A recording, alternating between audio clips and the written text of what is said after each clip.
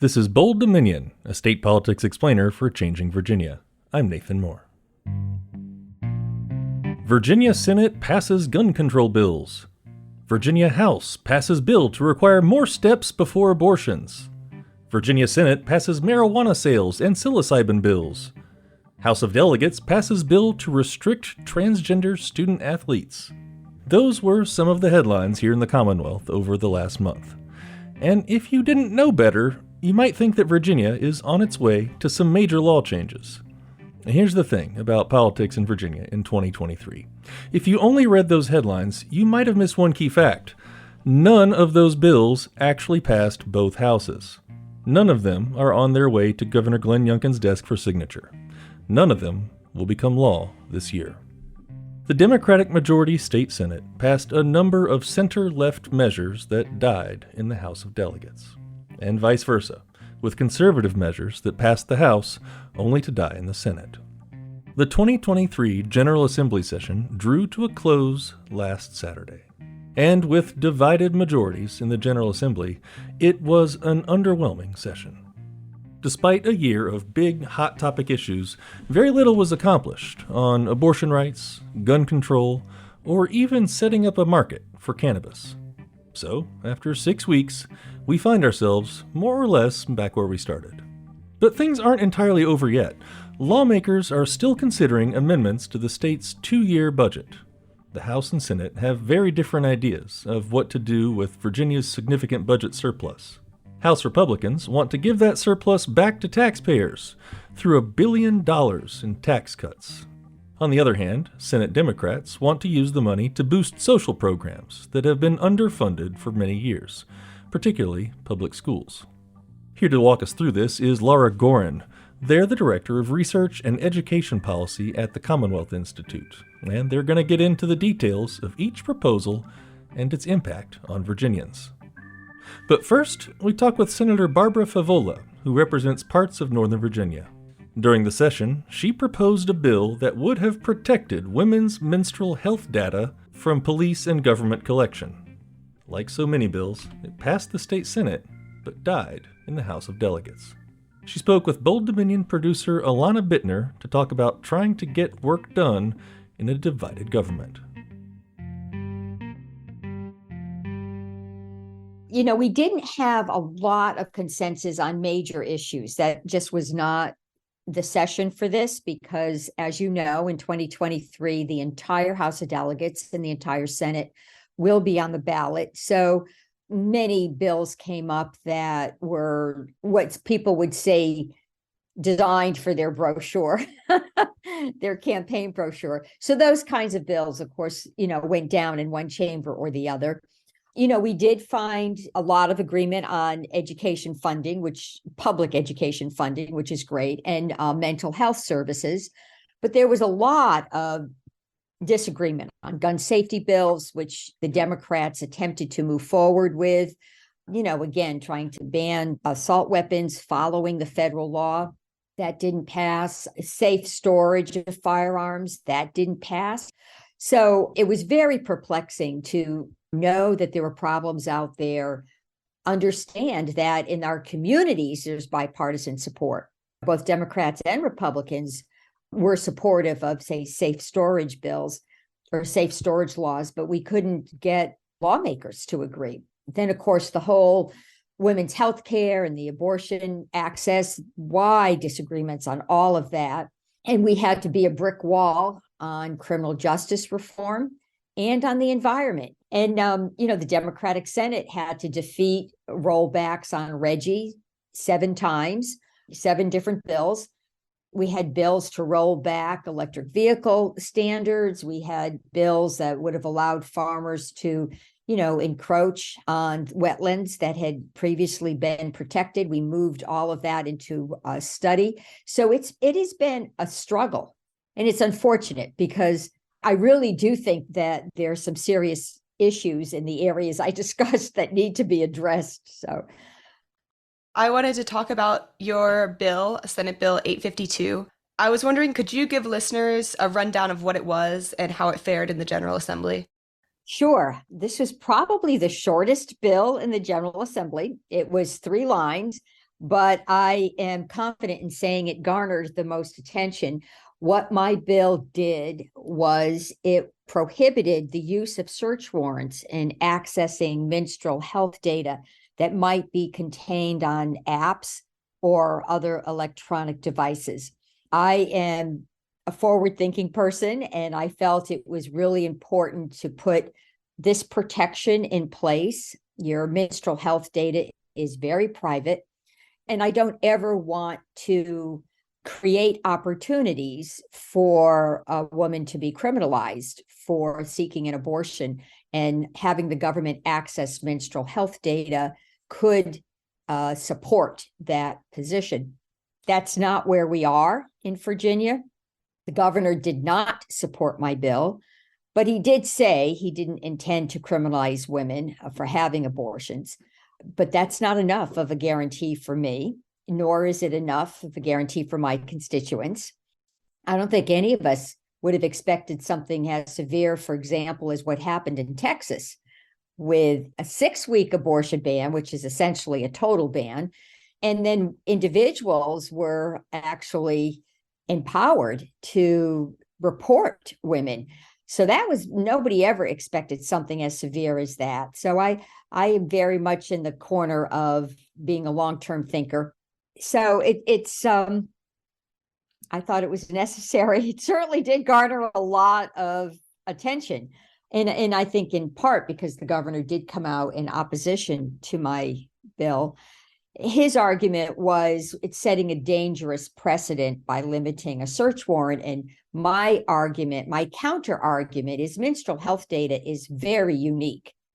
And you would be hard pressed to say it somehow would set a precedent for other forms of information that police would want to gather. I again believe it's personal and private information and should be protected. So. Well, yeah, thank you for breaking that down for us. The bill ultimately it didn't pass. It did not pass. It passed the Senate with bipartisan support, and it made it to the House. And then there was a House subcommittee that defeated the bill on a party line vote. Yeah, I feel like maybe for listeners who've been paying attention to this year's General Assembly, it might have been demoralizing to see like this vicious cycle of bills passing one chamber only to fail in the other. In particular, bills such as yours that are on like hot button issues such as abortion or gun rights. As a lawmaker going into this session, perhaps kind of expecting that not a lot will get passed, how do your priorities shift? Like, what do your goals look like in a divided session? Well, you probably have two strategies in play. I don't think you should ever stop advocating for your constituents or the values you want to represent, whether those bills pass or not.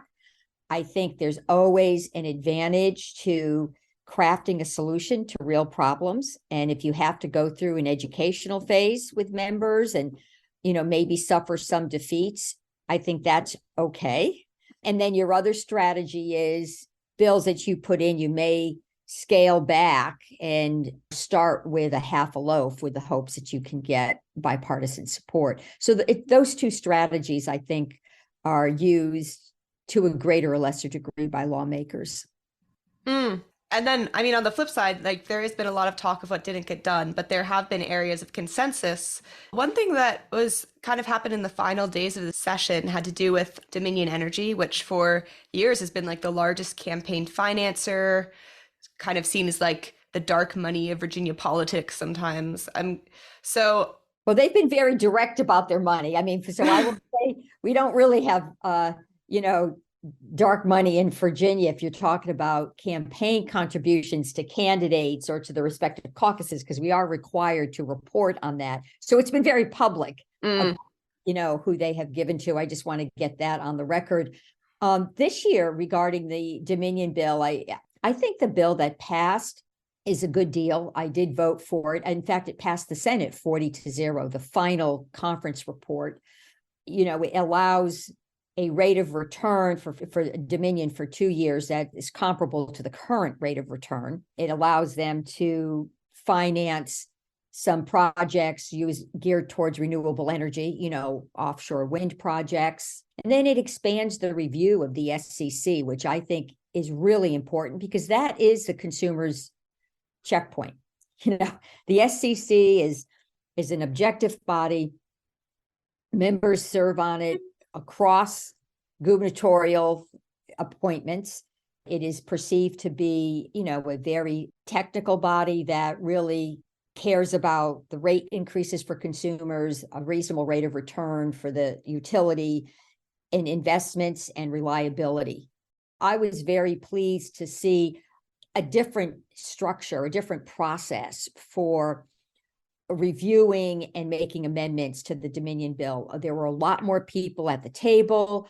I think the environmental groups had much more input than they've had in the past. In the past, we haven't had as big a table for as many voices to review, the Dominion initiated bills and to actually make necessary amendments. All of that has been incredibly beneficial to Virginians. And I was really pleased to see it. That's really cool. I was curious, how will Virginians using Dominion utilities, how will this affect them? What will they see on their bill that they get from Dominion every month? Well, we're hoping that there will be over the next 2 years, we're hoping there will be a reduction in rate, as well as investments in renewable energy sources. You may not see that on your bill, but you need to know that has a policy, we're encouraging that, and we're taking steps to make that happen. It always takes time to just right a ship.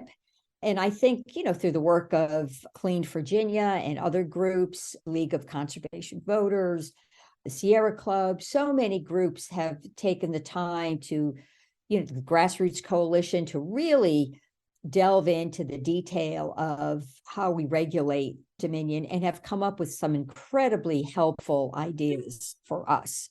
And we're making progress in a way that I think provides more transparency and more accountability. And those were my two goals. I wanted more transparency and more accountability. And I knew if we could achieve those two goals, then ratepayers would probably benefit immensely, and that we could get to some of those public goals that we had always argued for, more renewable energy and diversity and still maintaining reliability. Next year's General Assembly might look a lot different. We're about to have all the 140 seats of the legislature up for election, as well as new district boundaries. I was curious, what do you expect to see in this upcoming session? Are you running again? I am running again. It would be my 4th term. I have served 12 years. Yeah, I'll be one of the old timers. I mean, we're losing a lot of experience. Dick Sassen, who served for 44 years in the General Assembly, is retiring. Tommy Normant, who served for nearly 30 years, is retiring. We're going to have more and more retirements. So there'll be a generational shift. And, there'll be a bit of a learning curve for a moment, but I think we'll be okay. There'll be new voices. It's always good to have a refresh, keeps us in touch with where our constituents are and sort of cutting edge ideas. So there's enough process in the operation of the General Assembly that nothing happens that quickly. Remember, a bill that's introduced goes through a committee, sometimes a subcommittee, a full committee, gets to the floor. So there are lots of eyes on the bill, then transfers over to the other chamber. And that's a whole process. And all along the way, lawmakers are looking at it, advocates and experts are talking to us, we're taking public comment, and then in the next chamber goes through the same process, another set of eyes, subcommittee, committee, goes to the full body. So a bill has been looked at by lots of people in lots of different venues before it gets to the governor. And then there's the whole executive branch review. So we're not going to be making transformational change, even though we'll have a lot of new players, but I'm hopeful we'll have a lot of new ideas that we'll get to think about, and, we'll have to educate ourselves on, and, maybe over time we'll make some changes. Barbara Favola represents parts of Northern Virginia in Virginia's state Senate. You're listening to Bold Dominion, a state politics explainer for Changing Virginia. Visit us online at bolddominion.org. And I want to tell you, we are always looking for good ideas to cover in future episodes. If you've ever had a question about state politics, something that didn't make sense, and you just want somebody to explain it to you, well, let us know. Maybe we can help. You can shoot us an email at bolddominion@virginia.edu. You can always find us on Apple Podcasts, Spotify, or wherever fine podcasts are served up. Go ahead and subscribe. Hey, and leave us a nice review while you're there. We always like those. Bold Dominion is a member of Virginia Audio Collective, online at virginiaaudio.org. What should we spend our money on? As a state, I mean. What should be Virginia's priorities? Does your answer line up with House Republicans who want tax cuts? Or with Senate Democrats who want to bolster investment in social services and schools? During the General Assembly session, the House and Senate failed to come to any agreement on any major amendments to Virginia's 2-year budget, although they passed a few interim amendments. But there's still a chance to hammer out a compromise. Governor Glenn Youngkin may call a special session later this spring to do exactly that. Laura Goren is Director of Research and Education Policy at the Commonwealth Institute. They spoke with Bold Dominion producer Alana Bittner about how the budget proposals diverge and what comes next. To start off, can you break down the timeline here for us? Last year, the General Assembly couldn't decide on a budget until June. What's the timeline been looking like this year? So in December, the governor released his proposed amendments to the current 2-year budget. So what they passed back in June was a budget for the current year that we're in and the upcoming year. And they always come back and make revisions halfway through that. So that's the process that we're in right now. So the governor proposed a set of revisions in December, and then the House and Senate each proposed their changes to the governor's revisions, and then they went through this process of rejecting each other's proposed changes and appointing what they call conferees, who are in charge of deciding on the final budget from the legislature. And after the legislature decides on its budget, that will then go back to the governor, who will have the opportunity to make additional amendments and line item vetoes. So where we are now is the regular legislative session just ended, and they did not reach a deal on the budget during the regular legislative session. They did agree to make some small tweaks to the existing budget, basically implementing some of the things that they look forward to doing this summer and made some contingent appropriations around. So those are things like putting some money in our rainy day fund, helping to pay down our retirement debt, and then making a set of technical adjustments to funding for public schools based mostly on increases in enrollment. But again, these are basically just interim tweaks, and they're still working on deciding what to do with the main amendments to the state budget. There's a real opportunity this year to make some significant investments. There's about $4.5 billion in available revenue. So that's a lot of decisions they got to make, and they're still working on it. Yeah, and then more or less the key difference between the two proposals seems to boil down to whether they'd accept Youngkin's $1 billion tax cuts, and the Republican-led House includes those tax cuts, while the Democratic-led Senate includes none of those tax cuts and instead uses that money to fund schools and social programs. I was thinking, like, since discussions on tax policy can sometimes feel pretty dense, I wanted to go through maybe the top 3 key tax cuts on the House side, just so like listeners we can all more or less be on the same page. So to start off with that, one of the things that the House budget proposal wants to do is increase the standard income tax deduction to $9,000 for single filers and $18,000 for joint filers. What does that mean, and who does that benefit? Sure. So the standard deduction is what people take on their taxes if they're not itemizing, if they're not listing out their mortgage interest deduction and their state income tax deduction. So most families, most individuals take the standard deduction, particularly since the federal deduction was increased recently.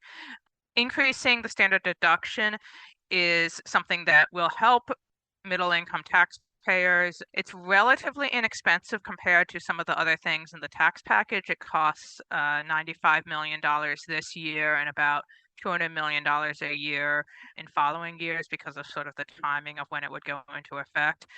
That's a change that would help a lot of middle income taxpayers. Unfortunately, it leaves out a lot of lower income taxpayers who don't currently make enough to pay Virginia income tax, but they do pay a whole bunch of other Virginia taxes, such as the sales tax, property taxes, excise taxes like gas tax.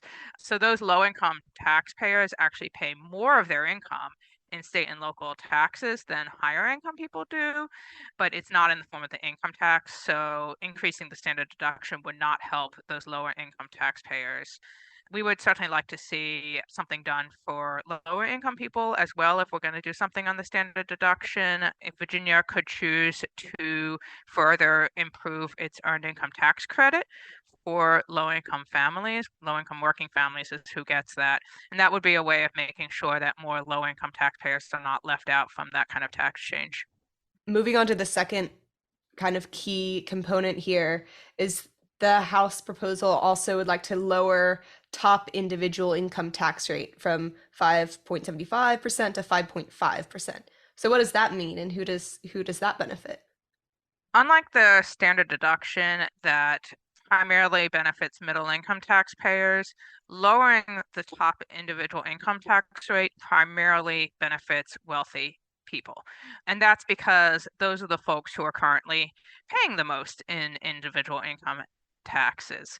So when we look at that proposed change to the individual income tax rate, it would cost about $333 million this year, and that cost would balloon into $1.5 billion in the upcoming 2 years. So it's also extremely expensive compared to the standard deduction change.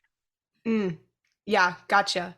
And then one of the most contentious items is cutting the corporate tax rate from 6% to 5%. So what does that mean, and who benefits from that? The proposed reduction of the corporate tax rate is the single most expensive policy when we look at the impact this budget cycle. And that's partly because the House and governor's proposals have it go into effect sooner than they have the individual income tax changes go into effect. It would also result in a corporate tax rate that's lower than the top rate paid by individuals and families in Virginia. And would, again, it's $360 million this tax year. And that's money that we certainly believe could be better used for our schools. Yeah. One thing I felt like the Commonwealth Institute breaks down really well in some of their articles on the website is how it describes Virginia's tax system as upside down or a regressive tax system. Could you expand on what that means and how these tax cut proposals kind of fit into that framework? Sure. Virginia's tax system relies fairly heavily on sales tax and gas tax and property taxes. And what that means is low-income families who pay the most as a share of their income on things like buying clothing and gassing up their car, those are the folks who are actually paying the most as a share of their income in Virginia. The income tax is a tax that is actually progressive, and high income people pay more as a share of their income in terms of the income tax. So unfortunately, right now, Virginia does have an upside down tax system that relies heavily on the sales tax and other regressive taxes. And these proposed changes to the individual income taxes, particularly the cuts to the income tax rates for both individuals and corporations, those would just double down on the current upside down regressive tax system and would make it even more unfair for low income folks. On the flip side, the Senate's budget proposal includes none of those tax cuts. Rather, they use that funding for social programs with schools and education in particular. Can you break down the Senate's approach to school funding? How have they been allocating that $1 billion? The Senate uses the bulk of the money they save by rejecting the regressive tax cuts to invest in our public schools and make sure that students in every community can go to schools where teachers have the resources and support they need to provide a high quality education. So first and foremost, the Senate uses $271 million to fully lift the arbitrary cap on state funding for support staff. So this is a limit that was put in place during the last recession, the Great Recession in 2009. They put this into place basically as a cost-saving measure for the state, and it's stuck around and has cost Virginia schools hundreds of millions of dollars a year. And what we see is in some communities, the local government has the resources to make up that difference and fund support staff on their own using their local tax base. Yet in lower income communities, both rural and urban, the local government can't afford to do that in the same way, and students are left without the support they need. So that's the most significant thing we see in the Senate budget that's not in the House budget or what the governor proposed. The Senate also proposed additional physical and mental health staff, and this is what is called technically specialized student support staff. So they use $57 million for this additional physical and behavioral health staff. They provide additional funding for reading specialists. And I think one other really important thing that the Senate does is they provide extra resources for the schools that have been struggling the most, particularly with the pandemic. So they provide an additional $37 million for the highest poverty schools. And they also provide additional teachers for English language learners. We know that in Virginia, English language learners get less help from the state than in most other places around this country. And as a result, on the standardized test scores, English language learners in Virginia are way below their peers in other states. And that's not true for other students in Virginia. And that's because we're not providing the support that students need in order to learn English and thrive in their schools.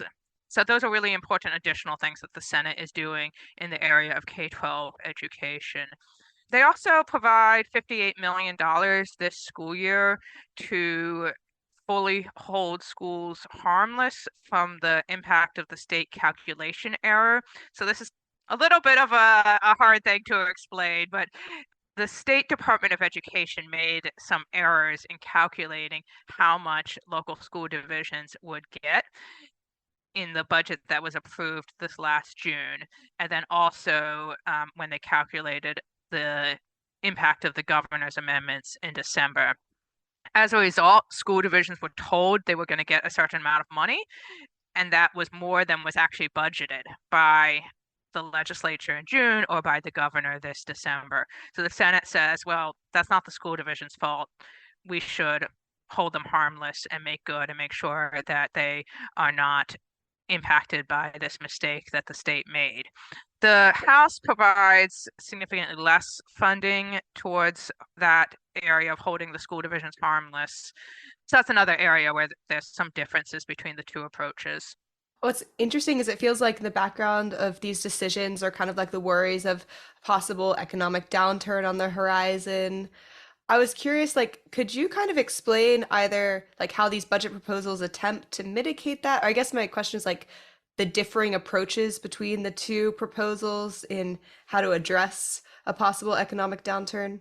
Both the approaches do a pretty good job of making sure that we are appropriately putting funding into our rainy day fund. That's the pot of money that the state saves up for when there are bad economic times. The budgets also both choose to use a fair amount of our available cash for capital projects rather than borrowing.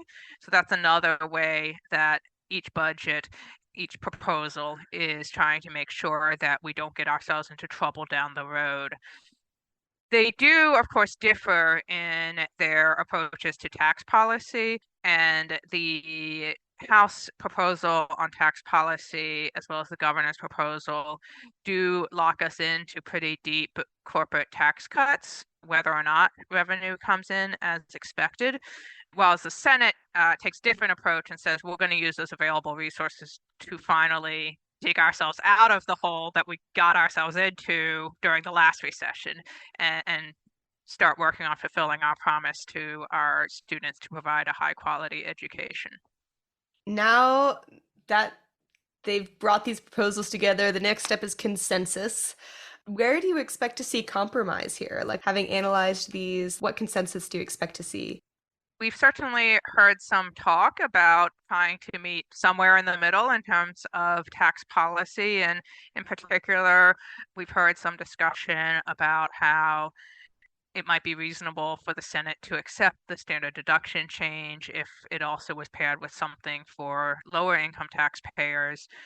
I think at the end of the day, the question is one of, do legislators believe that it's more important to be investing in education and health, or is it more important to be doing these tax cuts? And they honestly could walk away at this point and not revise the budget. We are currently in a 2-year budget that was passed in June. They do not have to amend the budget, and it is good that they made some technical amendments this last Saturday in order to do things like put some more funding into the rainy day fund. But at the end of the day, they don't technically, there's not going to be a shutdown if they don't amend the budget, although I would certainly expect to see them come up with something. That was Laura Goren, Director of Research and Education Policy at the Commonwealth Institute. Thanks to them and Senator Barbara Favola for speaking with us today. My name's Nathan Moore, and I'm the host of Bold Dominion. Our producer and editor this week was Alana Bittner. You can find us online at bolddominion.org. And don't forget to subscribe. It's just a click away.